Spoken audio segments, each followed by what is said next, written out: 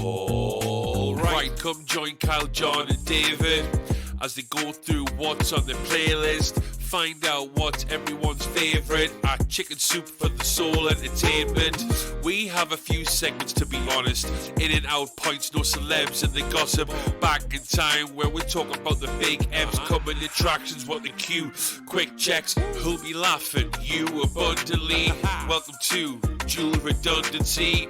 Yes, welcome to Dual Redundancy, the only podcast you can hear all latest in television, entertainment news, and Emmy nomination reactions with too many else with exactly the same opinions. I'm one of those hosts, David Allen, and another one is John Berwick, and a third one is Kyle Bridger. I would say that I am the Last of Us to John's Succession to Dave's White Lotus. Oh, the top 3 Emmy nominated shows. Mm-hmm. We don't need to worry about which one was which there, but the top 3. Wow, I'm so proud that you put me in that group, Kyle. Yeah, well, I had to say you're like the equivalent of falling off the side of a yacht and smashing your head, right? Oh, spoiler alert! Oh yeah, for one of those shows, Sorry. we don't know. We didn't say which one it was. It could be any 3 of those shows. So could be anybody. It could be anybody. All right. Yeah, that could have happened in Last of Us. They were on yachts, weren't they? Maybe. Flashback episode. Who knows? All right. Yeah. So we're talking about those 3 shows and all the Emmy nominations they got and the rest of the TV shows got this year because it's our 10th annual Emmy nomination reaction special. We're breaking them all down for the 75th Primetime Emmy Awards that may or may not take place on September 18th on Fox. And nominations were announced yesterday, July 12th. And today we are reacting to all those nominations. We'll do our predictions in September for a ceremony that, again, we will hopefully get in September. We'll see. We'll talk about the strikes in a little bit later on tonight, that's for sure. But yeah, we're breaking down the nominations. We should say up front, this is for shows that aired between June 1st, 2022 and May 31st, 2023. So it's that time period. So that's why you see something like Saul, the second half of the final season, nominated tonight. That's why you don't see The Idol. Well, there's probably many reasons why you don't see The Idol. Yeah. Oh boy. on the Emmy nominated list. But that explains that window there. It's season 1 of The Bear, not season 2. We'll break it all down a little bit. But yeah, we're going to go through all the nominations for drama, comedy, and limited series. And then we'll do some of our favorites, some odd ones at the end. But we should jump right in and we should just start talking about the Emmys here. And just like last year, Succession leads the pack with 27 nominations, followed by The Last of Us with 24, The White Lotus with 23, and then Ted Lasso with 21. That is total nominations. If you look at just like the major nominations, the ones you see in the primetime broadcast, acting, writing, directing, stuff like that, it's still Succession leading with 14, followed by The White Lotus with 12, and then it's limited series Beef with 9. So those are your top, 3, 4, 5 shows here on Emmy nomination night. What do you think? Overall thoughts, Kyle, on those shows leading? I mean, I think it makes sense. Succession was probably the best show of the year. I mean, it's probably the 3 best shows of the year, and they got nominated that like they should. So I'm not surprised at all. The Last of Us, I bet, will pick up some technical stuff as well. Yeah. The White Lotus is probably going to pick up some like writing stuff. So these shows are all really, really good. So I'm not surprised at all. Yeah, I mean, we kind of talked about this, leading up to this, where it's like HBO has this like just this treasure on their hands of, these 3 shows, these 3 Sunday night 9 p.m. shows, to have these in their arsenal this year. I mean, if anything, they were probably canceling each other out for more nominations. Mm-hmm. And we'll talk about the individual categories in a bit, but like they fill up all the other categories. And if, it stopped other shows from HBO's library, whether it's something like Barry, the House of the Dragon, so many other shows that maybe could have gotten into different spots. No, they were blocked by their own stuff. Yeah. I'm talking a little bit about HBO, and we should look at the numbers by the networks, and it's usually a race between Netflix and HBO. Last year, it was a huge win for HBO with 140 to Netflix's 105, and this year, despite the domination of Succession, Last of Us, White Lotus, it was actually 127 for Warner Brothers Discovery. They went down a bit, but Netflix also slipped. They went down to 103. So again, Warner Brothers Discovery, HBO Max, they are still leading. If you look at just the major noms, which we talked about, just the ceremony noms, it's HBO still 40 to Netflix's 25, and then you have Apple TV Plus with 17. So Well, let me ask you, Dave. Yes. Did the total number of nominations across all the channels go up or down, or is that still about the same? Because is this a shrink because there's less stuff nominated overall, or is this a shift where it's less them and more other people? That's a great question. That's a very good question. I don't have the full data here. I mean, you could see in this the variety thing that other networks, got, Hulu and FX, Apple TV Plus, Amazon, like Disney Plus, they all rose in nominations. So yeah, maybe it was spread a bit there, but I can't say that it was a nice even spread throughout all the different shows, because we'll talk about some categories in a bit. Like some of them, it's like 2 shows that it looks like the Academy only watched 2 or 3 shows, and they went with the entire ensemble for those shows. So yes and no, I think is the answer to that. Gotcha. Yeah. Any thoughts on this list, Kyle? I mean, are you surprised, with these leaders? I mean, I'm surprised, honestly, to see that Hulu and FX are now like just conjoined together for eternity now. Aren't they 2 different it's just so weird to me, but I mean, that's soon, beside the point. I mean, it's FX on Hulu, and now it's Hulu/FX, it looks like. And I know it's just so silly, but yeah, I mean, I'm actually surprised to see Netflix still up there. It's got to be from a few shows at this point, just based on the quality of what they have. But I think Netflix is just so popular that it makes sense that they would have that many nominations. But I'm actually surprised. I feel like Apple TV still doesn't have all the content there, and they're racking up nominations, even though probably a ton are for Ted Lasso. But that's quite a bit of nominations for, I mean, their content quantity compared to these other networks is much smaller.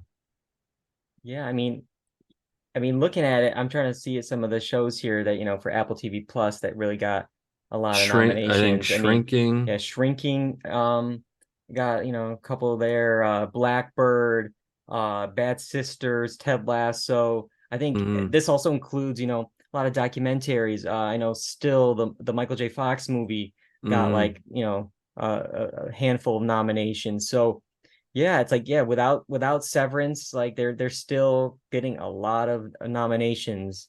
Maybe it's just the campaigning.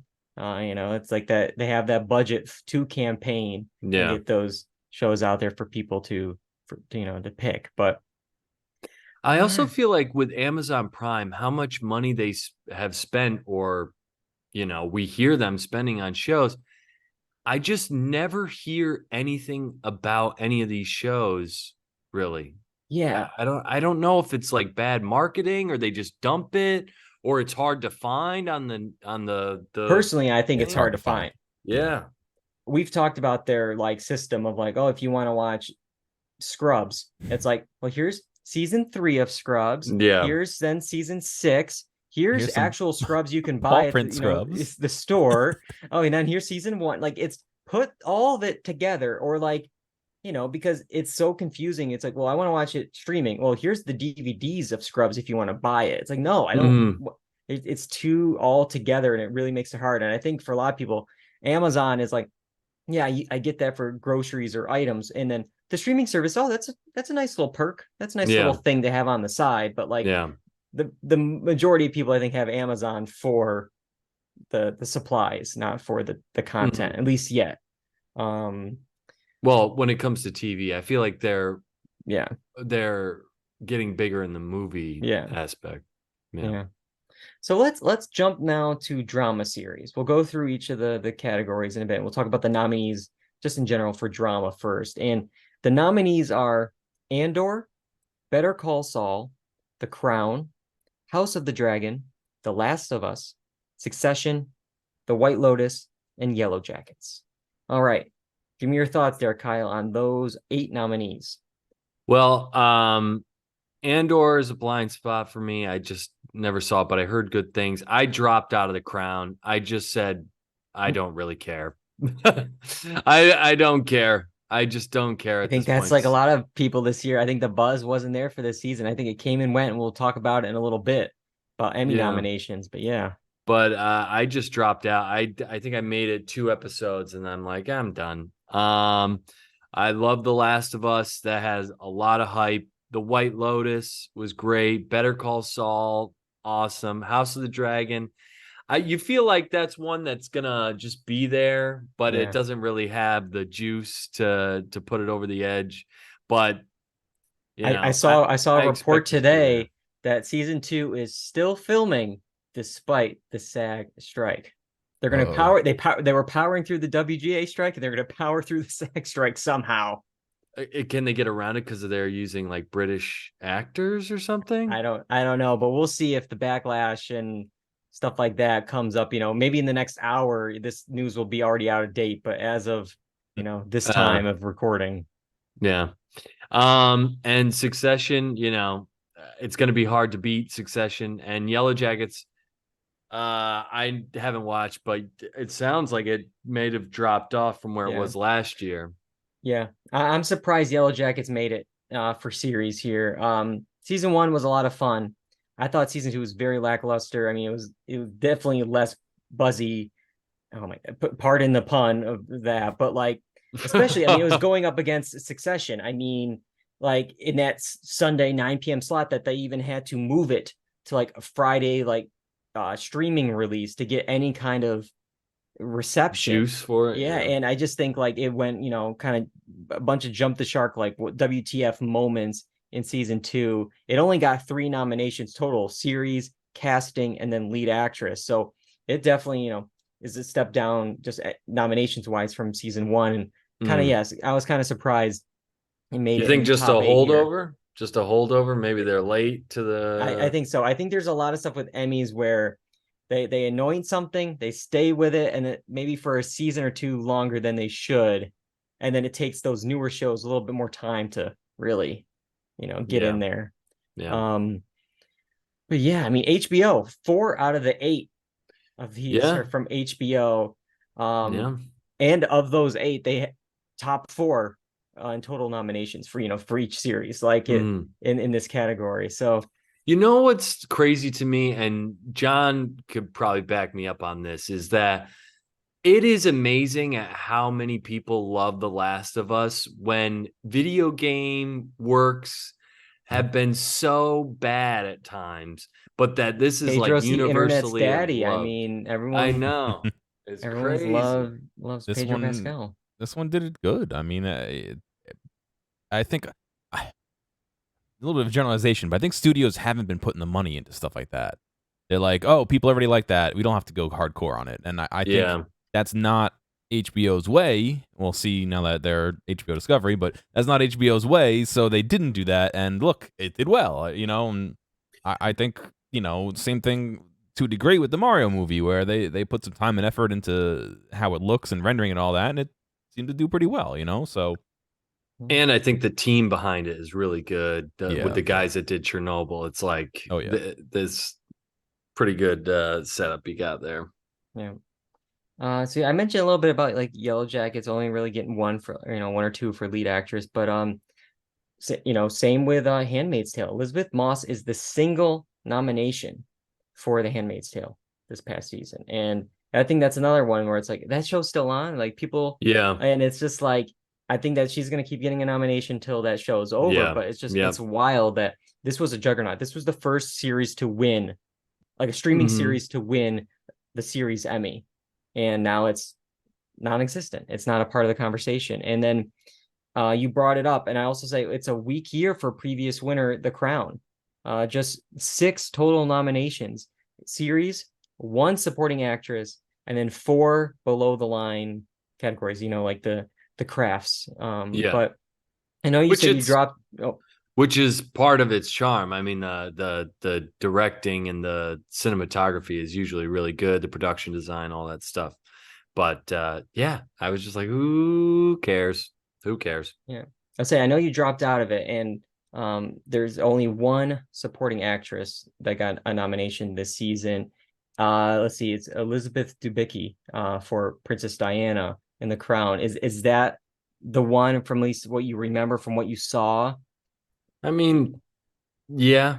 I mean, she was doing a great job. I liked the queen, the new queen. I thought it was okay. I mean, what was the guy's name? Dominic West. He was good, doing well too. I mean, it's just I was just looking at it, and I'm like, I kind of knew a little bit of the storyline. All the stuff in the past kind of intrigued me because I didn't really understand it or have the full scope of it.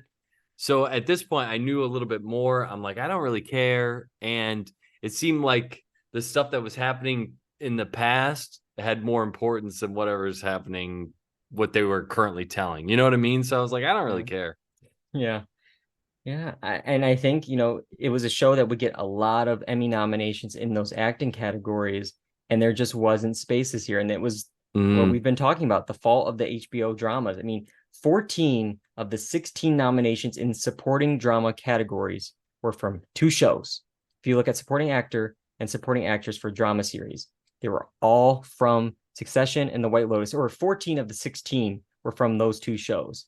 And that's even after some of the previous supporting actors from those shows from Succession went lead this year. They jumped to a different category, and yet still 14 of the 16 were from White Lotus and Succession. And then if you want to even go crazier, you look at the guest categories for drama, guest actor and guest actress in a drama series.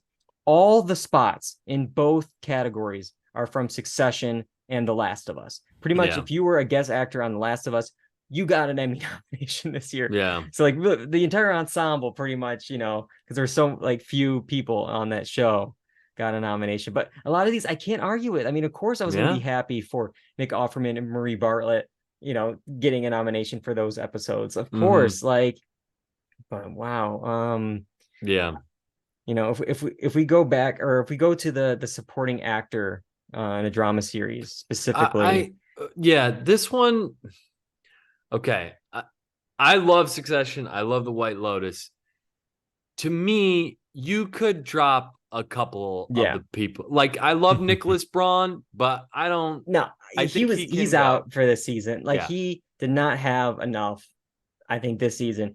Like, I'm glad to see Alan Ruck here finally get a nomination. He get can something. But I want him. Of course, Matthew McFadden. He's going to be hard to beat for Succession.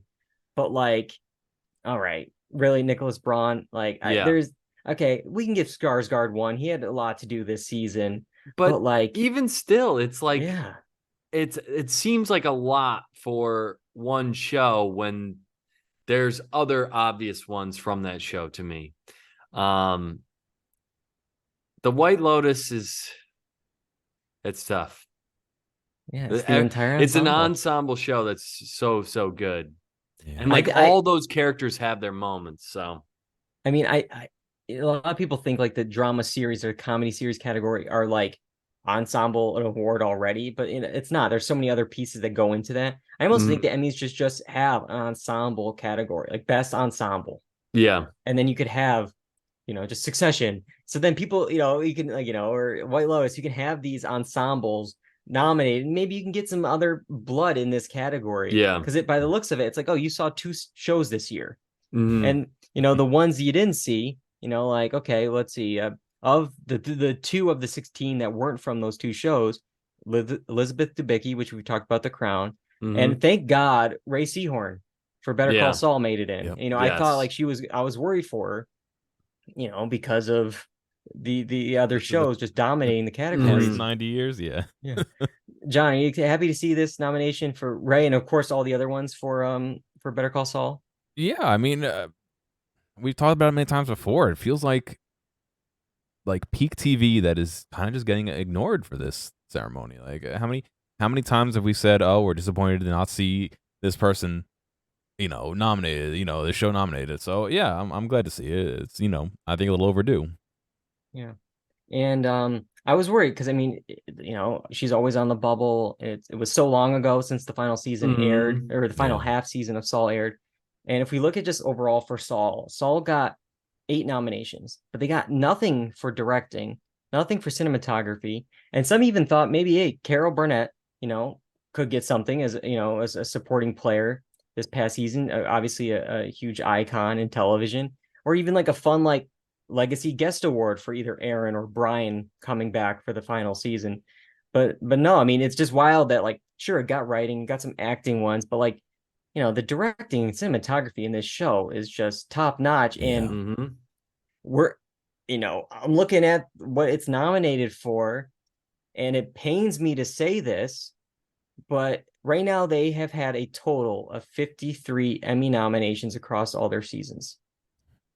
They've yet to win, and I think it may end up 0 for 53. Yeah, I think it's taken for granted. I think the show is just taken for granted.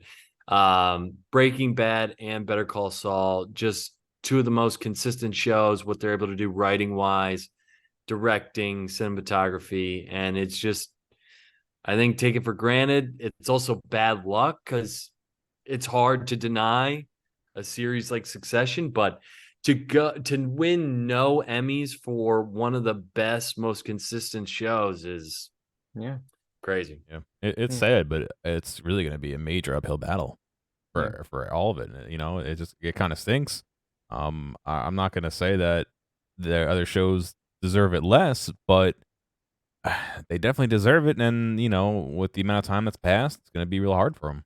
Yeah, a lot. Because most they were trying to do the Breaking Bad approach of that, splitting the half season, having one air during the voting of the other. So then it's like, hey, like, look how good this final half is. You should award us for this first, like, but it didn't work last Emmy cycle. It's it's gonna be a long time now for people to remember what happened, especially if the ceremony gets delayed even further.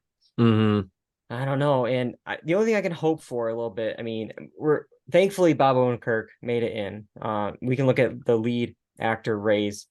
He made it in alongside the old man's Jeff Bridges, and then 3 from Succession. And you have Kieran Culkin, who had a great season, Jeremy Strong, who's always great, and then you have Brian Cox in there, which we'll talk about in a minute. But I wonder, like, is it one of those things where it's like, okay, you got 3 Succession people, you all have your favorites, will there be some kind of vote split situation, and maybe Bob Odenkirk could win this? Maybe it's I mean, it could be possible. I could see Pedro Pascal being hard to beat too. Yeah. Me too. But it could be the split because Jeremy, has he won it already? Jeremy has won it before. Yeah, so he's already won it. Brian's a phenomenal actor that, but Kieran, a lot of people think this was his like season. So he was good. Is he gonna take it? I don't know. The Emmys love Pedro Pascal. He also got nominated, we'll talk about in a minute, for guest actor in a comedy series for SNL. I think he had a narration nomination for a doc he did. So he has, multiple nominations this year. So they definitely loved him. But yeah, I would love to see Bob Odenkirk win. And maybe they do something where it's like, oh, what a long run, what a great run, you win. But for the shows that are out this year, I don't think there's that goodwill going in that direction. Yeah. And we can talk a little bit about Brian Cox in this nomination. I guess this is light spoilers for Succession, so if you haven't seen it for some reason, skip ahead a little bit here.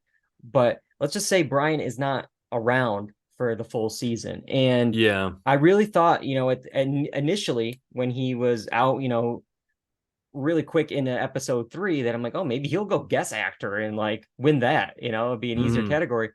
I'm now wondering if, because of those 1 or 2 extra pre-taped footage appearances we saw later in the season, that maybe it was like 1 too many to qualify for guest. But I'm like, hey, you probably could have gone supporting. Yeah, he Sure, probably it would could have have been gone supporting. tough to go up against Matthew McFadden and the rest of the people we already mentioned tonight. But no, I guess maybe he was just like, no, I'm a lead actor. I'm going lead. I've been lead. I'm lead. Like, Yeah. I don't know. And I And mean, he I said that in understand. character. Yeah. Yeah. I mean, I understand that. I understand that too. Because in reality, everything that happens in the rest of that season revolves around the fact that of his death, you know? Yeah. Yeah. All right. So let's talk a little bit more. There's so much HBO love here, but I mean, House of the Dragon didn't make too much of a dent. Sure, it got series, but got 8 nominations, and it was for mostly below the line stuff. At least Game of Thrones would get writing, directing, some acting ones here and there. That didn't get any of that yet. And then, Andor got series. It got some directing stuff, which is good. For Star Wars, Mandalorian actually went down. It was 9 below the line categories. It used to be up there in that series category. And Netflix's Stranger Things, all these like sci-fi shows, just 6 below the line stuff in sound, in stunts. It was, again, it used to get acting, it used to get the series nomination, and it's not there anymore. And you can't do the same thing over and over and expect to be on top every year. yeah, that's true. And speaking of fantasy sci-fi, it was also kind of a poor day for Amazon and their big budget shows. I mean, Lord of the Rings, The Rings of Power, we've talked about, God, how much money they spent on that thing. Just 6 below the line, nominations. And The Boys, surprisingly, I didn't even know if it was eligible this season. Maybe other people forgot too. It just got 2 nominations for sound editing and stunts. That's it. Yeah, So I mean, with The Boys, is it the mature content, or like I don't know, because The Boys you could flip flop with Yellow Jackets, in my opinion, and it could be one of the top shows of the year. The Rings of Power show stunk. That thing absolutely stunk. And whatever money that Amazon wants to put into that, I don't think I'm gonna tune in for another season. But The Boys being snubbed is a snub in my mind. Should be somewhere. Yeah, at least more tech awards. At least I think some of the just the sound and the editing and just the cinematography. But let's jump to comedy. Unless there's anything else you want to bring up in drama, Kyle. Anything One I'm last missing? thing: has the Yeah. dude from who plays Homelander ever won or been I nominated? don't think he's been nominated. Dude, that's that right Yeah. there alone. Yeah. Yeah, The guy that's is crazy. legit makes you feel scared out Yeah. of your mind every time he's on screen. Yeah. I And mean, I'm really worried about that next season with Yeah. what we're gonna get from him. But Yeah. yeah, so yeah, let's go to comedy series and we'll look at the nominees. We're actually gonna do the nominees first, John. And when we're gonna talk about the nominees are Abbott Elementary, Barry, The Bear, Jury Duty, The Marvelous Miss Maisel, Only Murders in the Building, Ted Lasso, and Wednesday.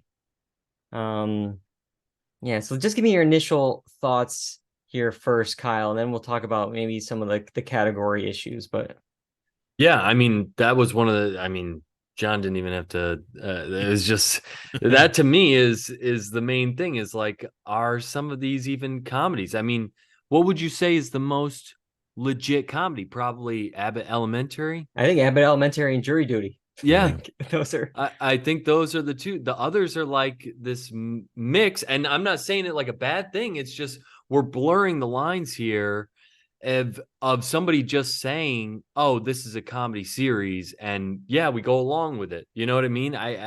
Barry was, I mean, Barry. It started as a dark comedy, but then I think the word comedy got less and less. And sure, there's funny moments in it, but it got darker and darker and darker. Yeah, and I mean it's fine, and it has some moments that are funny, but yeah, it's a very different show now. The Bear too is like a 30-minute drama to me, with some comedic elements. But they're all fantastic shows. Barry's great. The Bear, especially if you said it's season 1. Yeah, it's season 1 here. Yep. Yeah, so these are all very, very strong contenders. I'm sure you'll love to see that Jury Duty got in there. Very excited. I'm surprised by Wednesday. I knew there was hype for like popularity wise. I just didn't realize. Yeah, I'm surprised the series got in. I could see Jenna Ortega just because of the buzz, but like yeah, for to be one of the in top 8 for comedy, the headline that John put up with from the Hollywood Reporter is something a lot of people are complaining about, especially after the fact here of these like blurred lines between comedy and drama, and it's like, Mhm. is there something wrong with the Emmy classification? Because it's like, yeah, is Barry and the Bear comedy? Or I mean, I even like debated like, yeah, the White Lotus, is it really like a drama? I think it's Yeah. definitely a satire. Yeah. I laugh a lot during it. Yeah, sure, there's dark elements, but I think the Mhm. majority is comedy. And Mhm. it's like, so there's a lot of like weird overlap. Succession's very funny.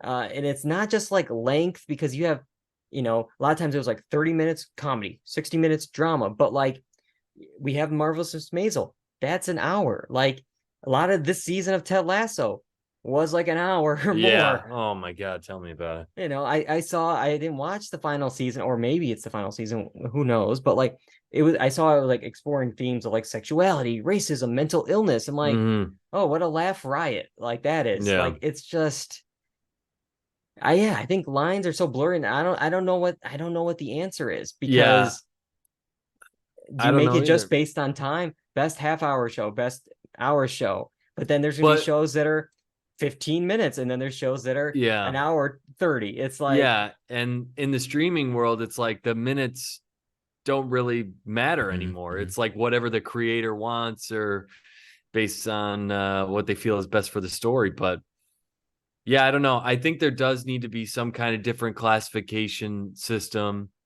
um, because I think we all recognize that there are these differences in the shows, but when you try and classify them, it's hard to pinpoint the exact, like, what is the definition of this? Because I would put White Lotus in comedy more than I would probably Barry, honestly. yeah. Yeah. And I mean, and we were talking about the bear, and obviously, like, there was an episode this past season that was an hour long. That was drama. Like, there was a scene Mm-hmm. at the end that was dramatic. There was nothing funny about it. Again, this is only for season 1. So, even though season 2 is now, they're doing the Emmys thing where it's like, oh, season 2, how good is season 2? Remember that. You're voting for Mm-hmm. season 1. Like, they're using Yeah. that kind of buzz. So, um, yeah, I mean, you mentioned Jury Duty. Yeah, very excited for Jury Duty to be nominated. It's like an odd thing because obviously it's like sort of reality, but mostly comedic. It's a scripted Mm-hmm. series with just one non-actor. Technically, I think I saw that, like, I think Ronald was entered as like a comedy actor, because the rest of the cast was James Marsden got in for supporting actor. Mm-hmm. Um, Hmm. so it got a nomination for casting. It got a nomination for the writing. For the actor who plays Noah, he's a writer on the series. He did the soaking episode. I'll leave it at that. So Oh that my got God. nominated. That's there. So I can't wait to see what clip they pull from that for the Emmy montage. But yeah, I was very excited to see Jury Duty. It's like funny because again, we're talking about Amazon. Oh, all this money for Lord of the Rings, The Boys, all this stuff. And here's like this thing that they put on Freevee. And this is Yeah. probably the most popular show that they have right now. Yeah. It's just wild. But um we talked a little bit about Ted Lasso and that it's leading here still Mm-hmm. for nomination for comedy. Thankfully, though, the supporting categories were a bit more under control this year. Just 4 nominees for Ted Lasso supporting players. The actors who play the characters of Jamie, Roy Kent, Keeley, and Rebecca got nominations. Mm-hmm. I remember last year it was like 4 or 5 in each category. It's like, all right, really? Like Yeah. everyone on the team is a nominee here, but um, unfortunately, though, that still didn't give enough room for folks that I was hoping for, like Stephen Root, Sarah Goldberg for Barry. Neither of them got in. NoHo Hank, played by Anthony Carrigan, Mm-hmm. Gene, Henry Winkler, they made it in for supporting actor. But yeah, any thoughts on these supporting races, Kyle? I'm glad with the Bear nomination. She's fantastic in the show. Um, I've been watching Shrinking a lot. I like Jessica Williams a lot in the show. And I agree with the Ted Lasso. I had my my thing with Ted Lasso, but I feel like the ones that they have nominated there are worthy of the nomination for sure. But overall, I can't say I'm surprised. It would have been nice to have Stephen Root in there somewhere, but yeah, I feel like all these are pretty deserving. Yeah, and like looking at the list, some other ones that maybe didn't make the cut. I mean, none of the Atlanta supporting players did. Actually, not much from Atlanta at all this year. I mean, this was season 4 was eligible. I don't know if many people thought last year season 3 and 4 were all together, and that screwed things up last year. But season 4 was eligible here, so it was bad timing. Who knows? But just one nomination for cinematography, but nothing for Donald or Brian Tyree Henry. Or even for like writing, directing of, there was that Goof Who Sat by the Door doc episode. I think could have gotten something for editing, like something, but no. Yeah, but Brian Tyree Henry's episode where he's in the farm, he's fantastic in that. Like Keith Stanfield's acting in the final episode was great too, because that it's weird that whole series ended on him and his whatever psychosis. Well, it ended on Judge Judy, but yeah. Well, but also, Shutout was FXX's Dave. Nothing for that series. And that aired. They did that thing where it's like, let's put it right at the end. People will remember it. May 31st is our finale. And even all those guest stars, especially the big cameo in the final episode, nothing for like guest actor in a comedy. So that was kind of surprising. That is surprising. Brad Pitt was great in that, man. Yeah. So, a snub I'll mention for supporting actor too, because I've just been watching it. Harrison Ford in Shrinking is probably because I think Jason Segel was nominated. Yep. And Jessica Williams was nominated. He probably is the most deserving of. That's what I've been hearing. That Harrison Ford. He's so good, and he's a scene stealer. Great dramatically, great comedically. He probably should have been nominated. Yeah, and he actually had like a double shot. He could have been nominated for either Shrinking or for that Yellowstone series. I think it's like 1923. I think is the one he's in.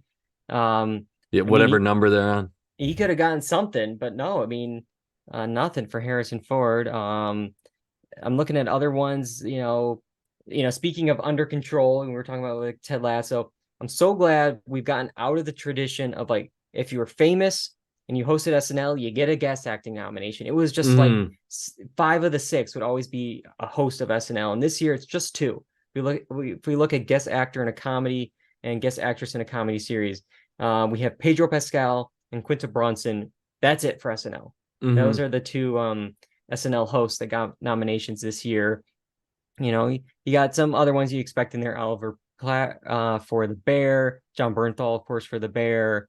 Some Ted Lasso folks, of course. But and speaking of SNL, the former head writers that are a little bit in possible hot water right now did get a writing nomination for the other 2.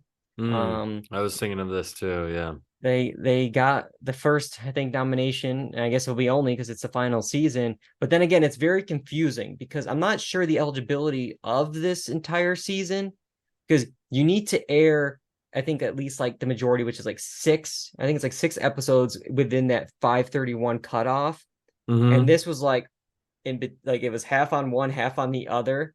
So this episode was before 5/31.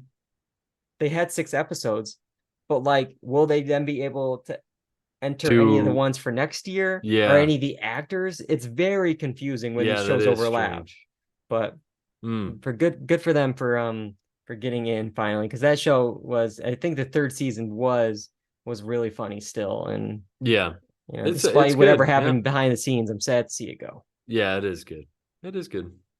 But yeah, so that's actually all I got for comedy. Any other thoughts before we head to the last category? No, I think I mentioned the snubs that I had in my mind. Okay, let's go to limited series, and we just have 5 nominees here. And it's Beef, Dahmer, Monster, The Jeffrey Dahmer Story, Daisy Jones and the Six, Fleshman is in Trouble, and Obi-Wan Kenobi. those are your 5 nominees here. Thoughts on those, Kyle? So I know I texted you guys this. I feel like I watch a lot of TV, and this is usually limited series is the one I'll watch the most. And this year, it's a total blind spot for me. I really like Beef. I binged that pretty quickly. I've heard great things about Fleischman in Trouble, but I haven't checked it out yet. I don't think I could have done the Dahmer thing anymore. One was good for me. Yeah. But people love that, man. That was It's a huge. hot commodity for a while. You know what? That kind of true crime stuff, whether it's a dramatization or like the Forensic Files approach, always does well. And Yeah. this was filmed like this. The cinematography and the production was great. So just the two of those together made it elevated it. You know, so I'm not surprised. And I am not like Star Wars. I'll go watch a big movie, but I don't know if I'm going to do TV. So I'm out on the Kenobi, and I haven't heard much about Daisy Jones and the Six, unfortunately. Yeah, I mean, for me, there's no big shock here that Beef and Dahmer led with 13 apiece. Of course, they were going to get in, but I just feel like overall, sort of a weaker year. I feel like the last 2 or 3 years, I feel like Limited's kind of been very strong. It was strong. It was strong, but it's gotten really like weaker. And I think you can also see it a little bit with the amount of nominees, because from other aspects, normally it's limited series and TV movies. It's like the limited or anthology series in a TV movie. Like it's that giant thing for all the actors. And if you look, it's like, okay, sure, you have limited series here, but let's look at those acting nominees. And it's like, well, a lot of these are from those TV movies. So it's like, oh, well, maybe there wasn't enough shows to really give the writing and directing and the acting nominations. It was the movies that were actually a little bit more stronger this year. But I am surprised that Kenobi's here. I mean, it was over a year ago that it aired. It's the lowest nomination total of the 6. Other shows got like some major noms, which I'll talk about in a second. But I just feel like overall, you know, critics, fans, I think they seemed more excited about Andor than Kenobi. And it's just like, I don't know what it is. It's just the name of both Ewan McGregor and Obi-Wan Kenobi. It's like, oh, check.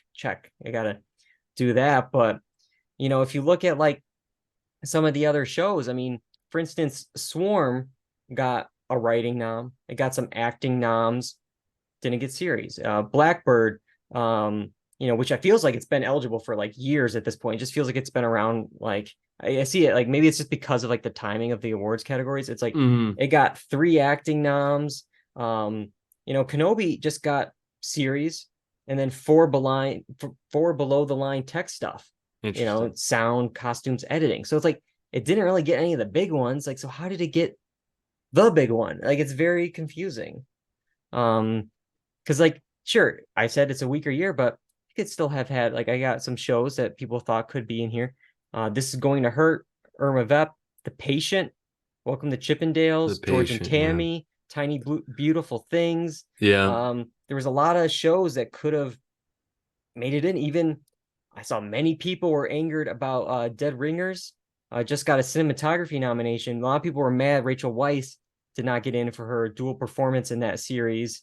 So yeah, I don't know. I mean, I think while it was a weaker year, I think there was other ones that could have made it in. So it's like an interesting group of 5. Yeah. Looking at other snubs, I don't have too much to say for this category. I don't think this one deserved it, but big goose egg for HBO's very buzzy White House Plumbers. It seemed designed, you know, for awards. Oh, it's a period piece about Watergate with, you know, all these big stars in it. You know, it's like, no, it just didn't connect. It just, so, I was definitely okay with just finishing where I was. It was not, I did not care to move along with that at all. Any other limited series snubs thoughts in there that we need to talk about? Well, I know we talked about it in the as like a coming attraction, possibly, is the Chippendales one. I haven't checked it out, but I know Nanjiani was nominated. There was a bunch of acting nominations for it. Trying to pull it up real quick. Murray Bartlett. I mean, He's Mhm. a double nominee this year. With The Last of Us. Annalee Yeah. Ashford got in. Yeah, I think I saw a couple of different performances. You mentioned Yeah. Kamal. Yeah, so I think it did not so bad for Welcome to Chippendales, but all right. Let's look at some other stuff. Just some miscellaneous categories I want to talk about a little bit here. I'm happy that Survivor is back in the reality competition category. I think its last one was like 2006, but I don't know if it was for these seasons because I don't know if it needed these seasons to get in. But I'm just happy to see it get some recognition. Mhm. Last year's Emmy winner Tim Robinson up again for short Yeah. form actor and for series for I Think You Should Leave. That's And awesome. I will say I'm a little sad for nothing for the rehearsal. They seem to really love jury duty, which was more maybe a positive, more uplifting version Yeah. of like the rehearsal. But again, I think maybe it was timing. It was like last July then that show was Mhm. around. It was very Mm, buzzy and think pieces were then. I think people yeah. just forgot about it this time around. But any Yeah, other yeah, that show, man, is deeply disturbing. So I probably understand them going along with the jury duty where it's much more lighthearted than, yeah. than this. It's very specific. Did anything for or wasn't he eligible the John Wilson stuff? Or is that I too don't think like he was I think eligible this eligible? Yeah, season. because I think Past season, I think he was. yeah. I might have gotten something before, but Hmm. and then the final season, which is coming at the end of July, will be next year. But again, All right. will people remember? We'll see. But Yeah. But I'm just glad that Tim Robinson got something. It's weird, even though like this season wasn't fantastic. At least it's different. So at least we're celebrating that, you know. hmm, yeah, no, definitely. I'm gonna bring up this one category. Unless you have any other things that you want to jump in on miscellaneous stuff, because there's this real confusion for me over this category and this change for John Oliver. So John Oliver, he always wins for variety talk series. He always wins. And this year though, that category and let's see, the variety sketch series categories that like SNL usually wins, they went through some changes. A variety talk series will be renamed talk series and variety sketch series will be scripted variety series. And I got those definitions to explain it a little bit more. So, outstanding talk series are programs where a significant portion of the running time consists of unscripted interviews or panel discussions between hosts and guest celebrities or personalities. A talk series can include scripted elements and other aspects of a variety series, such as monologue, musical performances, etc., so long as the main intent of the program is interviews and discussions. The outstanding scripted variety series will be programs that are primarily scripted or feature loosely scripted improv and consist of discrete scenes, musical numbers, monologues, comedy stand-up, sketches, etc. Scripted variety series may occasionally feature unscripted elements, but the main intent of the series is scripted or performed entertainment. So what does this all mean? So normally John Oliver was with, The Daily Show, Jimmy Kimmel Live, Late Night Colbert, all those talk shows. But now it is going to go with those like sketch series. It's up there with a Black Lady Sketch Show, Saturday Night Live. It's just those three nominees instead of it just being two nominees in that category where SNL usually wins. So That they're pretty much yeah. The Daily Show though is the last segment is talk, but the earlier stuff is what John Oliver did, and it's usually like a scripted skit of Yeah. some kind. So the fact that they have 2/3 of their show is on that right side, and yet they're in the talk series Yeah. is a Because little they always have like that like one person come in where it's like doing like a little yeah. bit on the field or Yeah, whatever. but And then that's scripted, man. yeah. And that's a little bit that I mean, I only saw one or two episodes of The Problem with Jon Stewart, but from what I saw, it was also pretty much the Daily Show. 2/3 of this, behind the desk, John Oliver monologue, and then the last third, Yeah. an interview with someone or like a little panel discussion or something. But then there's times when John Oliver, 2/3 is this, and then the last third is a skit, or sometimes it's an interview. Like it's, maybe it's a fake interview, but it's so the lines are very weirdly blurred here, and it's very like, I feel like subjective. Like I feel like I don't know. And well, I'm going to tell you, they're going to have to redo these categories in probably 2 to 3 years, because the talk series is so bland that I don't know if it survives. Yeah. Well, I don't know if there's going to be enough nominees, because that's another thing that's always confusing with the scripted variety series category. They only usually have 2, because it's like based on like the number. It's like, oh, well, if there's 10 nominees, that means we can have 3, actual nominees. Oh, if there's 20, we can have 5. Like it's very like subjective of how many shows there are, period.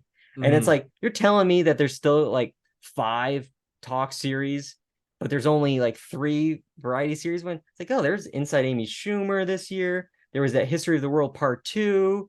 I mean, who knows? Could the scripted variety series, could that have been the rehearsal? Like it's so like there's multiple other shows, but it's always those. And I think what would be really interesting though is like, well, SNL always wins, John Oliver always wins. Well, now they're up against each other, and we'll finally get a new winner in the talk series. But I wonder if those things is like, oh, we would have lost if John Oliver was here. Like we're just second.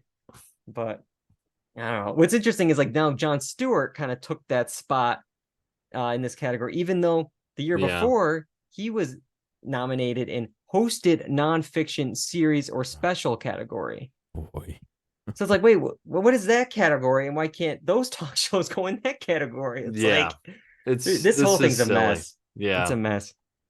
But I don't know. I don't know what to say with all that. The only other thing I want to bring up tonight is, again, we've been talking about these nominations all night for a ceremony that we hope will be in September.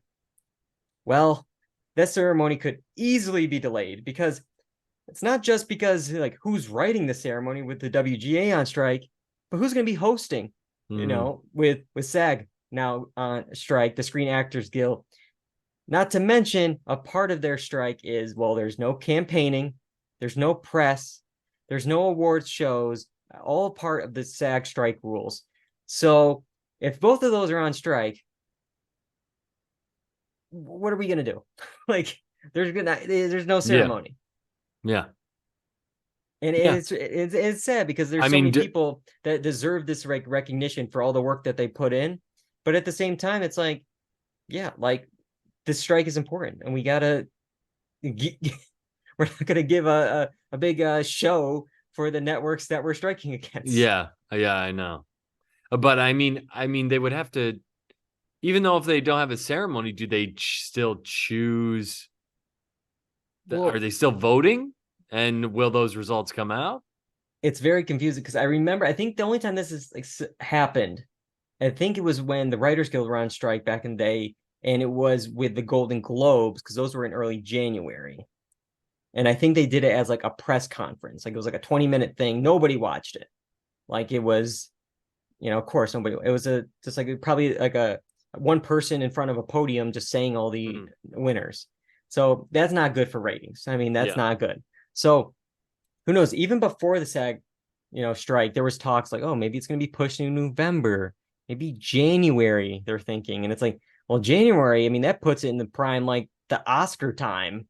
Now you have Oscars and Golden Globes and, all these other awards shows competing against each other for, just the spotlight, for the attention of the viewers who are already kind of over awards shows. But then it makes me wonder, what about the Oscars? Everyone thinks, oh, well, it's going to move to January and the Oscars are there. It's like, well, if the strikes are still happening, the Oscars are moving too. I don't know. Yeah, this is it's a big one. And the fact that both unions are striking at the same time is an even bigger deal, and what's being talked about. So I really could see the strike definitely lasting until the end of the summer, even like when the start of the TV season is, and then going from there. But who knows, man? Yeah, it's good. It's going to be long, and we're talking about this SAG strike, and it literally the news came out today. We have just a little bit of time for a special. Normally it's at the top of the show, but we're doing it at the end of the show. John, what's the segment called? In and out points. In oder out. In oder out. In, out.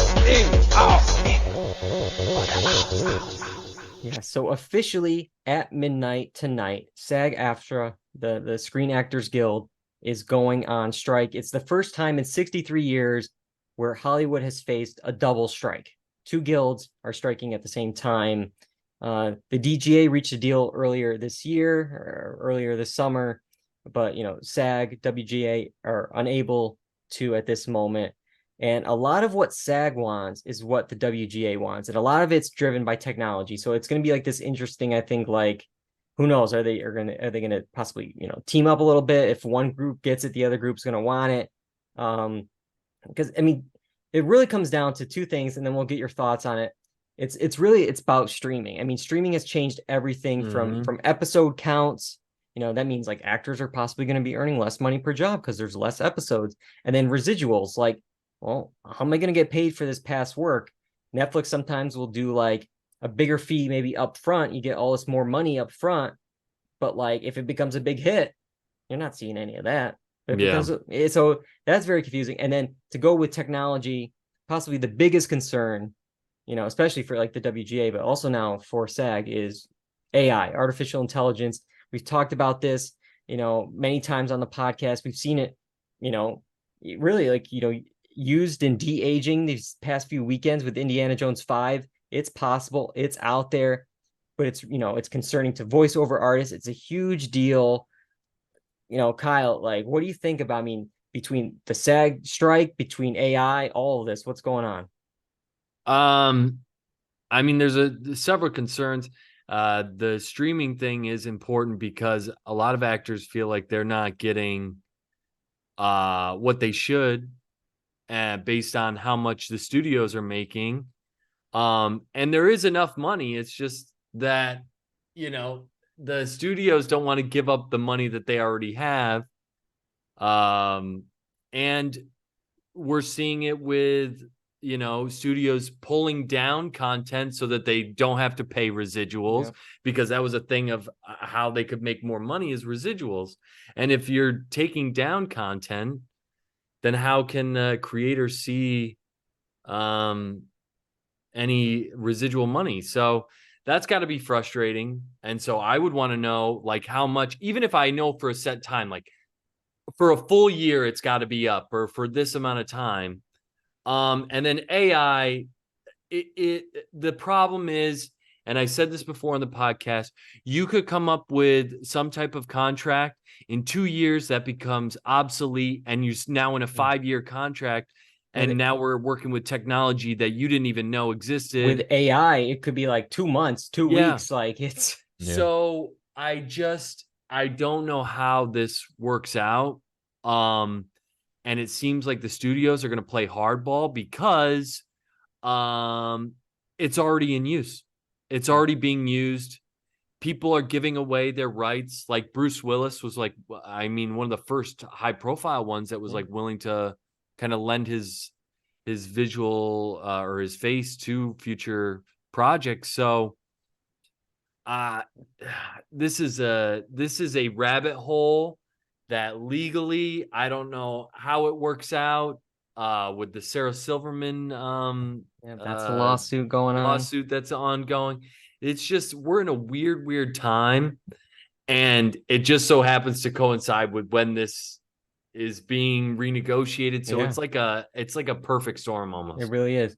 And to show how widely opposed the two sides are right now, the AMPTA, like that's the group that they're negotiating with, with SAG. It's at the SAG press conference today. It was shared the one thing that they proposed as a solution, the AMPTP. Excuse me, too many letters here.